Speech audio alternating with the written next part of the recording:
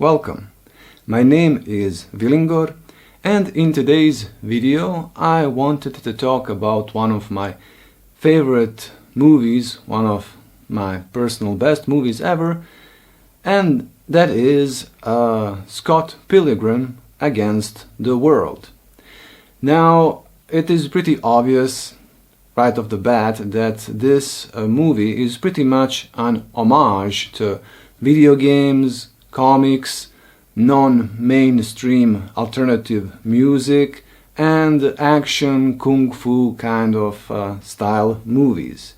And since I love all of these above mentioned things, it's pretty easy guess to understand why this movie is such a dear and good movie to me. Now, a word that is usually thrown around when mentioning this movie, Scott Pilgrim Against the World, is the word hipster. Now, some people say it is a hipster movie, some people say it's not. However, I was hearing this word hipster for so long, and but I never was able quite to understand from the context of the conversations I was hearing this word in what hipster meant. So this time around, while doing research to make a review of this movie, I looked it up, what the word hipster means, and it turns out apparently that I'm a hipster. Sort of, kinda. Just that I don't like being put into a certain box and categorized, but then again, that's just a so hipster thing to say, so there we go.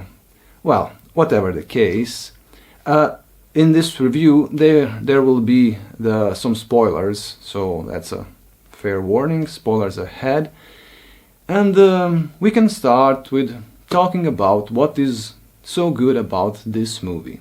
Well, first off, the characters are not black and white, and that's always an excellent thing to see. So they have a bright side and a dark side, and every character in the movie is like that, except maybe for the Audrey Plaza's character, and she's like mean all the time, almost to everybody, and she's a suck-up, and it's hard to see any positive side to her, except maybe that she's a pretty girl and she seems to be ambitious and working, so there you go, even she has a positive side. Scott Pilgrim, he's a kind and nice and considerate guy for the most part, but his dark side is like he's whiny to the point of even being mean, and he complains, and those are kind of his negative sides. Also, he's not lying himself about the relationships that he has with the girls, and how these relationships affect his romantic partners through his life. He's in denial of the people he hurts in his life, in a way. So that's also kind of his dark side. But he's like good at fighting, and he's willing to do the right thing, so all of that is like a positive side. Just saying, by making some examples, how this non-black and white kind of character creation in this movie works. I hope I'm making sense. Now let's move on, and I'm reading some bullet points here. Now, this movie shows insight and observation, I would say, because characters do feel real, and they are so well fleshed out. Again, as I said, they have good sides and positive sides and negative sides. So it makes me think that the characters were created based on observation of reality, which is always a good thing. And the movie is made based on a comic book. The comic book is also called, I think, Scott Pilgrim Against the World, and of course I read that comic. And I read that comic after watching a movie several times. And the comic is good, it's very good. It has this cartoony, simple style to it. But what I was surprised while reading the comic is how much the movie follows the comic book story-wise. Even some frames within the comics are the same frames within the movie, which is quite amazing. With so many movies, I kinda got used to, when a comic book is adapted to a movie, that there will be a certain dissonance between the comic book and the movie. So I have like a favorite, some characters within comic books that I like a lot, and then a movie is made based on this comic book, and then I go to see the movie, and there's this dissonance between the story of the movie and the comic book. There is this like something is off, and I always thought like this is how it has to be, because movie is a different medium from the comic books, but it doesn't have to be that way. And Scott Pilgrim proves it, that the movie can actually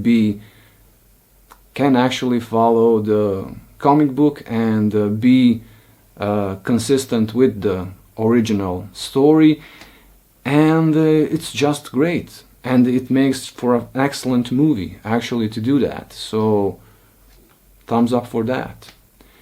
Now another good quality of this movie is that the main hero does not use only force to get through the movie. Now, yes, Scott is quite good at fighting and has some physical prowess to him, but still he uses also his cunning.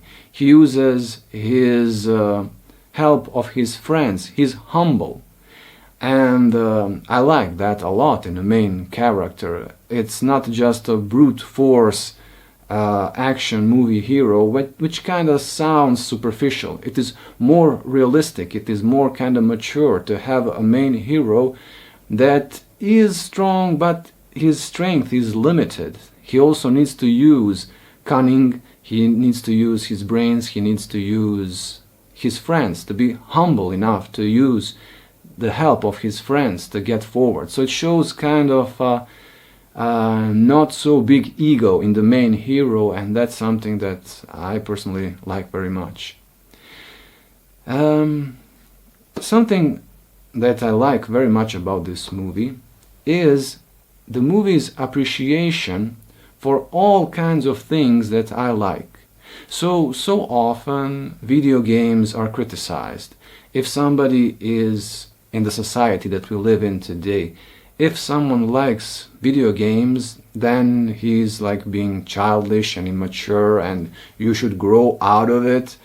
And if you are into alternative music, people may say, well, why are you listening to that? It's not successful kind of a music. And if you are into martial arts, or people might say, why are you into violence? What's wrong with you? But this movie is just all about those things, and it loves all of these things. It loves video games, it loves comics, it loves non-mainstream music, action movies. It's just a love letter to all of these different kind of elements of life, and it's rare to encounter such an approach to these parts of life that I like so much. So it's really it creates a warm, comforting feeling to see that there is somebody out there in the world who feels like I do feel, the passion and the interest and the love for video games, again, comics and action movies and stuff like that. And so for me, in a way, this movie is something that I fit in. These people, these characters, I can relate to them, and it's not so often that that happens. So that's one of the reasons why I like so much this movie. Now, the next bullet point is also there is kind of a human-related, down-to-earth quality to the characters. They are everyday characters that have everyday problems, and it's very relatable. And I think also this creates kind of, again, this warm feeling and this caring for the characters, because they go through the economic struggles, they go to through the relationship struggles, so all of this makes them very relatable. But I think also something that contributes to the overall warmth of the movie is that the movie is ambiented in Canada, and it is filmed and made to be in winter time in Canada. So outside is cold and snow. So inside, when all the communication between characters happen, is inside and in the cozy ambient. So I think this contributes to this feeling of warmth and human unity or something like that. Just that contrast with the harsh and cold exterior, and then the human relationships that happen inside closed spaces, inside houses or whatever. And every character in this movie is also kind of unique, is also kind of diverse, with their specific kind of quirks, with their specific kind of sexual orientation. There is also a lot of different nations, races here in this movie. It's kind of like a Star Trek kind of a thing. And they are just hanging out all together. There's no like separation. And it's just normal for there to be a guy from India and Japanese people and Chinese and Caucasians and all different races and nationalities, and that's awesome. That's awesome. I like that very much. And yeah, and the bad guys are also very varied. Again, very, very varied, from age to race to sex. That's awesome. Variety in the characters. That's great. This movie has, we can say that this movie has, it's like two movies maybe, like all, we can make this sort of a separation where we can say on one hand it's a teenage story about growing up, about coming of age, about mundane everyday things that we all go through, relationships and again economic problems and trying to succeed at our career, at our business, all of that. It's a coming of age story, and that's one story, very mundane. And then there's this other story, there's the other part of the movie where these crazy things happen, where there is like kung fu combat, but it's just over the top completely. At one point in the movie, one of the evil Ramona ex-boyfriends. Oh, by the way, the movie is about Scott Pilgrim fighting the Ramona's ex-boyfriends, evil ex-boyfriends, because Scott Pilgrim has a romantic interest in Ramona, and she's this girl that is the central character of the movie, as Scott is, and she has evil ex-boyfriends that fight Scott for her love, for Ramona's love. And so at one point, that's what the whole movie is about, basically.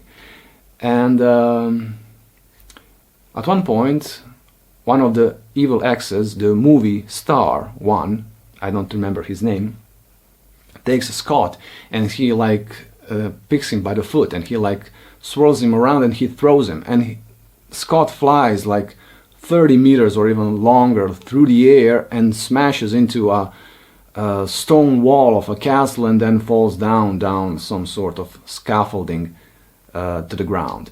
Now, a person could never possibly survive that, but yeah, in the movie it's just possible, and things like that happen all the time.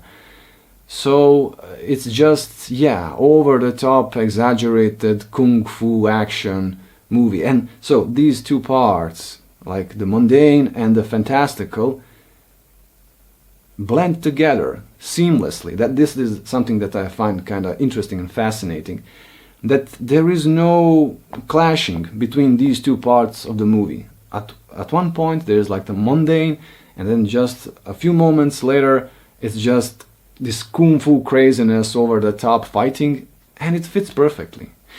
I think sort of this kung fu fighting scenes could actually be a metaphor for conflict. Maybe in reality we could describe it as just some mean conversation, as some shouting match between two people, but then in the movie it is represented like this kung fu fighting kind of thing.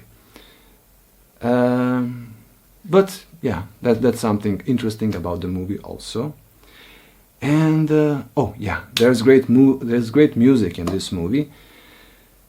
Awesome music. There are some tracks that stand on their own amazingly. Well, first of all, I can mention the song that Brie Larson performs magnificently, and it's the main song. Clash at the Demon Heads is the band that in the movie performs the song. It's the main movie song, and it's fantastical. And Bree's performance is just, yeah, stellar. She's sexy, she's sensual, and she's also elitist and kind of snobbish, as her character in the movie Envy is while singing this song. And so it's great music, and I listen to that song almost, these days almost every day, just because it's that kind of a period where I listen a certain song. But yeah, and it's awesome. Another good song is The Garbage Man. At one point that the band, the Scott Pilgrim's band, sings The Garbage Man, and I like that song also. And Truck, Truck, Truck. And yeah, great music that can be listened on its own in this movie, and love it. Then how this movie addresses homosexuality is also done very well. So usually homosexuality is shunned away in our society even today, which is a shame, and which is wrong and should not be done. And so it's kind of hidden, put away, and not talked about or condemned. Now, this movie does not do that, but also this movie does not put homosexuality on a spot and makes a central point of something. Instead, homosexuality here is just something that happens. It's just an everyday occurrence that happens with people. And the movie also explores to a certain point homosexuality, and we find out some things, we can learn some things about homosexuality in this movie, and all of that, I think it's very great. There is a message in this movie of self-respect, and this is something I like very much. There is the message that self-respect is above romantic love and fighting for romantic love, because in the final scene, when Scott is fighting the final boss, that final fight happens twice, and it's the same setting. The fight happens in this club, in this nightclub, where there is this kind of a pyramid, and the main bad guy, the main evil X, by the name of G-Man, is sitting on top of this kind of a pyramid. So this is the setting where this final fight between Scott and him happens, and it happens twice. The first time Scott is killed by the bad guy, by the G-Man, but in a typical video game fashion, he is resurrected because he has an extra life that he gained through accumulating points by defeating the previous evil exes of Ramona. He accumulated enough points so he gained a life, and it's just like in video games, so he gets to replay that final level, that fight with the boss. So he fights him twice. The first time around, he fights the G-Man for the love of Ramona. He fights for Ramona because G-Man took Ramona hostage, sort of. And then this Scott Pilgrim's fighting for the love of Ramona is symbolized by this katana sword that he like pulls out of his chest, and there's a writing on the screen that says the power of self-respect. No, the power of love. And so he uses that sword to fight the G-Man, but he loses that fight. The next time around, he is doing the fighting. He fights for himself. He fights to make the right thing, and so he pulls the sword again, a katana sword, out of his chest. But this time around, it's the sword of self-respect, and it's like more powerful than fighting for love for others. And that, I think, is a very good message.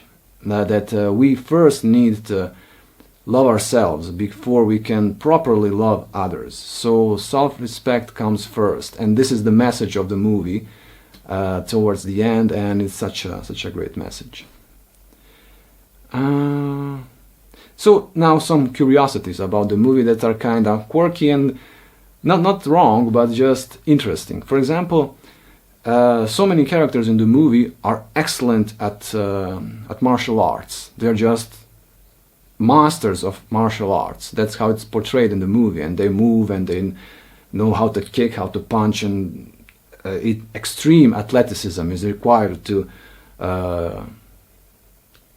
do these moves that they do in the movie.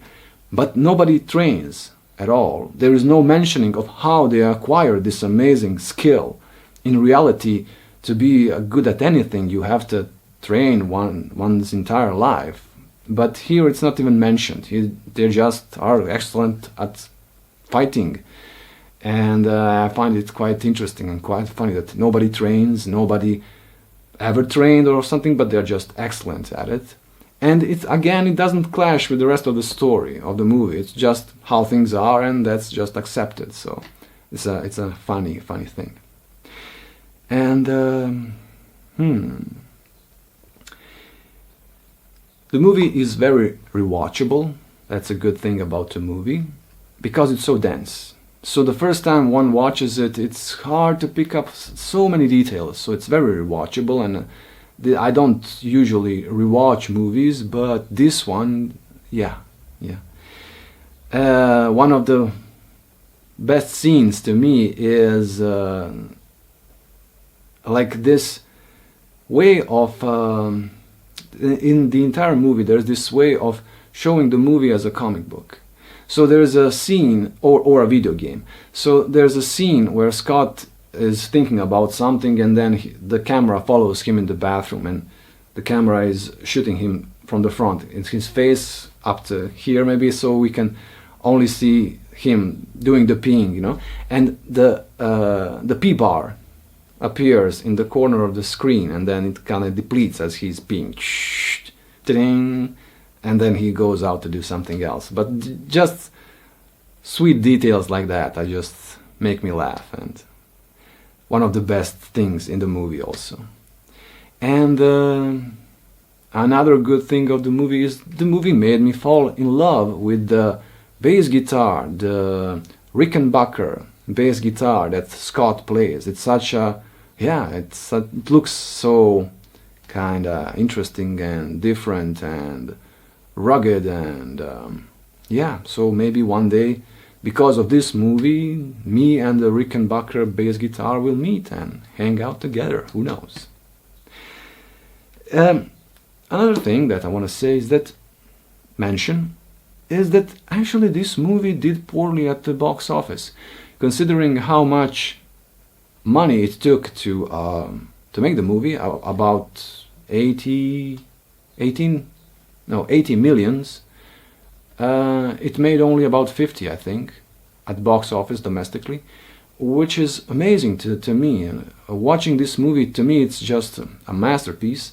And then to think that actually it was not so successful and people did not, I guess, enjoy it or something, it's just mind-blowing to me to understand. However, I think it is a modern classic, and it will get more and more popular as time goes on. So, what did I not like about this movie? Not much, but there are a few things that I personally would like to be different.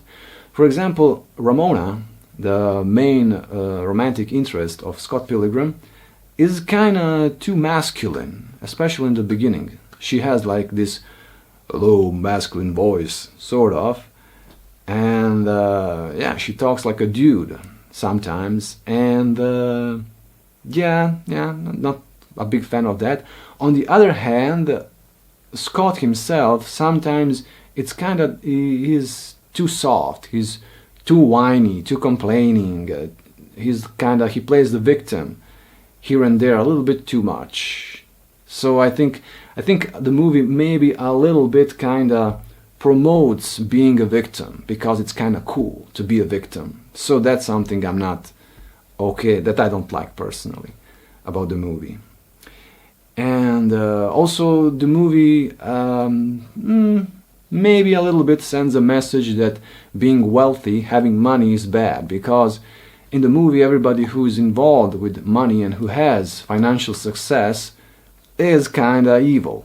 So the movie kinda maybe sends a message that you have a choice. Either you are wealthy and have money, but you are corrupted and evil, or you are a good guy, but you are poor, and that's how things need to be. So there's no like a positive image of wealth in the movie, which I think should kind of be, and I think that's how things are. There's nothing wrong with having money. So and then also there's this idea in the movie that I also don't like, that maybe the mainstream music is bad because we are on the side of these characters. The movie is made from the point of these characters that are kinda making mainstream music kind of a villain and saying, oh, mainstream music is bad, all good things come from alternative, indie, non-mainstream music. And this point of view, I think, also is one-sided.